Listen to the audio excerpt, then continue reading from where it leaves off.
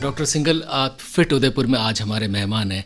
ये बताएं कि फिट रहने के लिए क्या क्या चीज़ें ज़्यादा ज़रूरी हैं। बहुत ही उम्दा सवाल है। और अभी के ज़माने में तो जो अभी चल रहा है कोविड को लेते हुए या फिर अभी की चीज़ में ये चीज़ बहुत ही ज़रूरी है।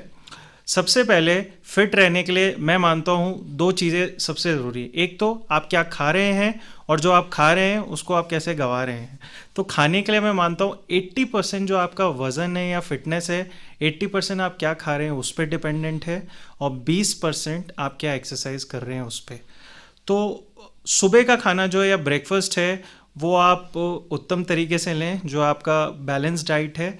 दोपहर का खाना थोड़ा सा लाइट लें और रात का खाना सबसे लाइट होना चाहिए, जो मैक्सिमम 7 साढ़े 7 बजे तक हम ले लें। उसके बाद हम यूजली रात में हमें कुछ खाना अवॉइड करना चाहिए। हम एक्सरसाइज पे आते हैं। सबसे ज़रूरी है सुबह की मॉर्निंग वॉक, कम से कम आधे घंटे की वॉक। वो रुक रुक के नहीं करनी है, एक ठीक ठाक स्पीड पे कंटिन्यूस एक्सरसाइज करनी है। तो हमारी जो हार्ट की एक्सरसाइज होती है जिसको हम कार्डियो बोलते हैं वो होता है। बाकी साइकिलिंग एक बहुत बढ़िया एक्सरसाइज है आपके हार्ट के लिए, आपके नी जॉइंट्स के लिए। तो जो लोग साइकिलिंग के लिए फिट हैं, जिनको डर नहीं लगता है, वो साइकिलिंग करें। एंड जो लोग बाकी लोग वॉक करना चाहते हैं वॉक करें, पर रेगुलर पूरे दिन में आधे घंटे से 45 मिनट की एक्सरसाइजेस ज़रूरी हैं। डॉक्टर आशीष, आपने वॉक के बारे में बताया।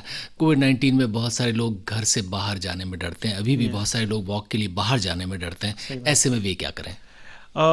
ये बहुत ही सही सवाल है। मेरे पास ऐसे बहुत से लोग आ रहे हैं जो बोल रहे हैं हमारी वॉक बंद हो गई है। इसके लिए देखिए, आपकी कोई भी अगर आप घर की छत है उस पर वॉक कर सकते हैं आगे पीछे। आपकी अगर सोसाइटी का कंपाउंड है उसमें मास्क लगा के आप वॉक कर सकते हैं।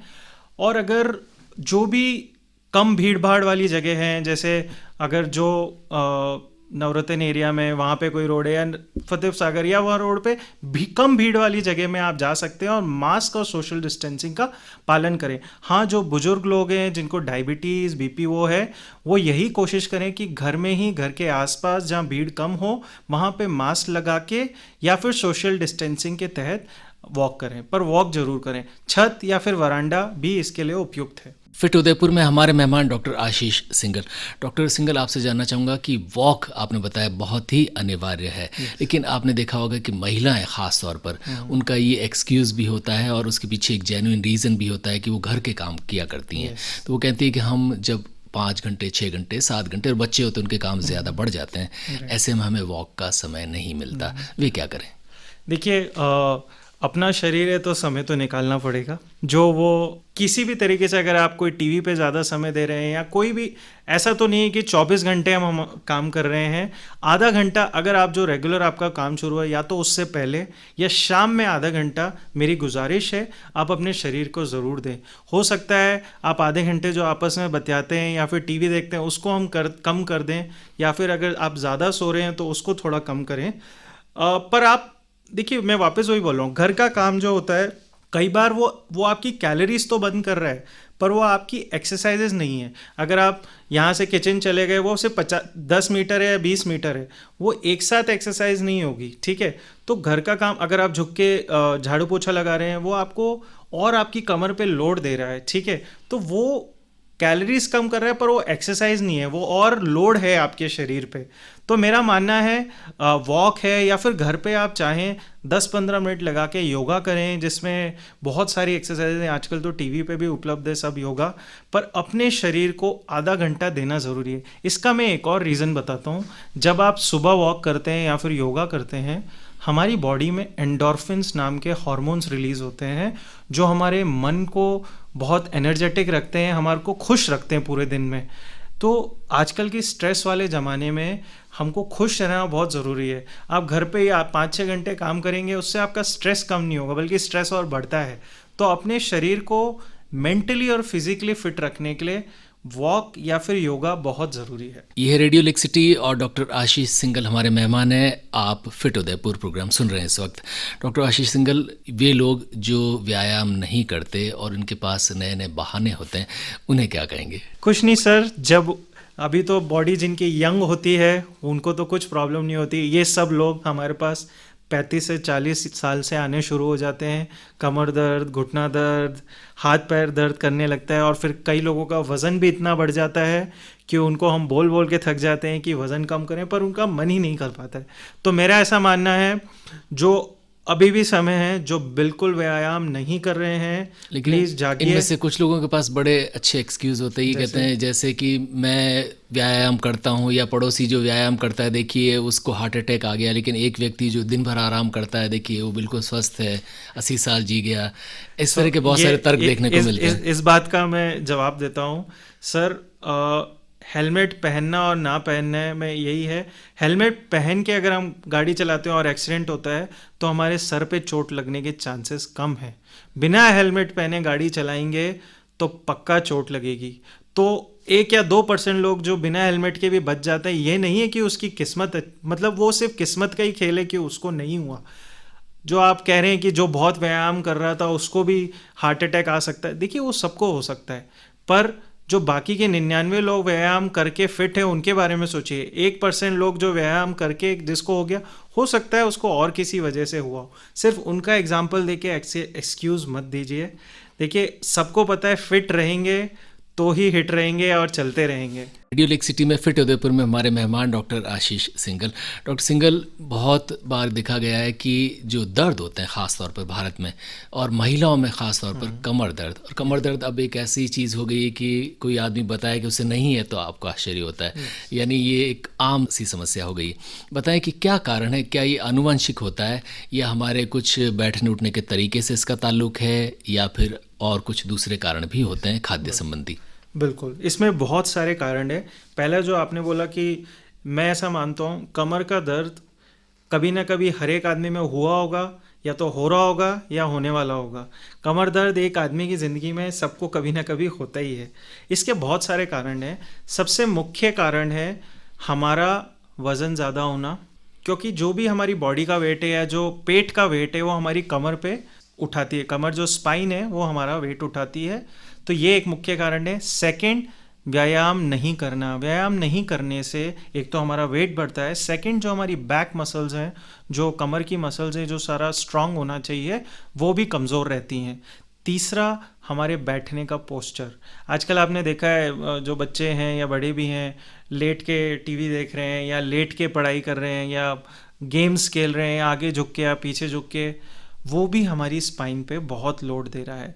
चौथा, जो 40 साल से ऊपर की महिलाएं हैं या 50-55 से ज़्यादा के पुरुष लोग हैं, अगर वो रेगुलर कैल्शियम या विटामिन डी नहीं लेते हैं तो भी ऑस्टियोपोरोसिस से उनकी हड्डियां कमज़ोर हो जाती हैं, और वो भी कमर दर्द का एक बहुत बड़ा कारण है।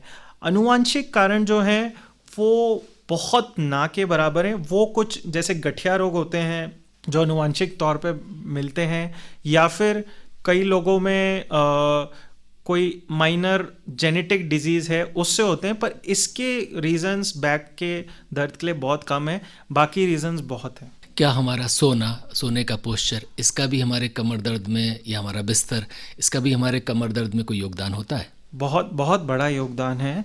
पहले के ज़माने में जो निवार वाली खाट होती थी वो अभी हम उतना उपयुक्त नहीं मानते हैं, क्योंकि वो क्या है, आपके शरीर स्पाइन की तरफ से ये नीचे से गोल हो जाती है और आपकी स्पाइन पे अलग तरीके से उसका पोस्चर बनता है। सो हार्ड तख्त वाला बेड या फिर जो हार्ड गद्दा, मतलब ऐसा नहीं बोलो कि बिल्कुल पत्थर जैसा गद्दा, पर बिल्कुल मुलायम गद्दा, स्ट्रिक्ट नोनो, जो जैसे होटल्स में होते हैं बहुत सॉफ्ट गद्दे, वो एक दिन के लिए तो अच्छे लगते हैं पर वो आपकी स्पाइन के लिए अच्छे नहीं हैं। तो मीडियम हार्ड गद्दा होना आपकी स्पाइन के लिए बहुत उपयुक्त है। जो लोग उल्टे सोते हैं वो भी थोड़ा सा कमर दर्द से प्रताड़ित रहते हैं, तो उनके लिए भी मैं बोलूँगा सीधा सोने की कोशिश करें। थोड़ा बहुत करवट अगर लेते हैं तो आगे एक तकिया रखें ताकि आपकी स्पाइन को या हाथ उसको सपोर्ट मिले। डॉक्टर सिंघल, बहुत सारे लोग सुबह उठते ही किसी किस्म की दर्द की शिकायत करते हैं, या तो वो गर्दन में दर्द हो सकता है, कंधे में दर्द हो सकता है, किसी के हाथ में भी दर्द होता है, और वो ये कहे पाए जाते हैं क्योंकि नींद में इतना आइडिया नहीं होता कि मेरे पोस्चर में, रात में सोने में मेरा हाथ दब गया, या हाथ मेरा इधर रह गया, या कंधा ऐसे रह गया, इस वजह से हुआ। तो क्या ये इसी कारण से ये दर्द होता है या इसके कोई दूसरे कारण भी होते हैं? डेफिनेटली इसके बहुत सारे कारण हो सकते हैं, पर डेफिनेटली कई बार जो गलत पोस्चर में सोते हैं या फिर जो बहुत मोटा तकिया लगाते हैं और टेढ़े सो गए तो गर्दन मुड़ जाती है और वहाँ की जो मसल्स हैं वो स्पाज़म में चली जाती हैं। तो डेफिनेटली सोने का पोस्चर तकिए की अगर बहुत बड़ा है और सॉफ्ट है, कई लोग दो दो तकिए लगा के सोते हैं, तो ये एक रीज़न है। कई लोग हाथ की पोजीशन गलत तरीके से दबा के सो जाते हैं तो नस पे पूरी रात प्रेशर बनता है, उस वजह से भी ये दर्द हो सकता है। एक दूसरा कारण है, कई लोगों को गठिया या संधिवात की तकलीफ होती है जो सुबह आपको स्टिफनेस या कड़क कर देती है आपके जॉइंट्स को, तो ये भी एक कारण हो सकता है। लास्ट, विटामिन डी और एक्सरसाइज का कमी रहना भी एक कारण हो सकता है आपके जॉइंट पेन का सुबह होना। ये रेडियो लेक्सिटी है, प्रोग्राम में फिट उदयपुर और मेहमान है डॉक्टर आशीष सिंघल। डॉक्टर सिंघल, हम थोड़ा सोने पर ही और फोकस करते Yes, हैं। बहुत सारे लोग ये कहते हैं कि उनके सोने के पोस्चर से के बारे में अलग अलग तर्क मिलते हैं। कुछ कहते हैं मैं उल्टा सोता हूँ उस वजह से दर्द होता है, कुछ कहते हैं मैं साइड में सोता हूँ, कुछ कहते हैं मैं सीधा सोता हूँ, कुछ कहते हैं सीधा ही सोना सही होता है। तो हमारे ये सोने के जो पोस्चर, ये जो हमारी आदतें ही मान लीजिए, ये कितने सही हैं, क्या ये बदल सकते हैं और इनसे भी कुछ हड्डियों की दिक्कतें होती हैं? Yes, definitely. देखिए, एक बात तो यह है कि नींद में कई बार चीज़ों को कंट्रोल नहीं होता है, कुछ आदतें बचपन से लगती हैं।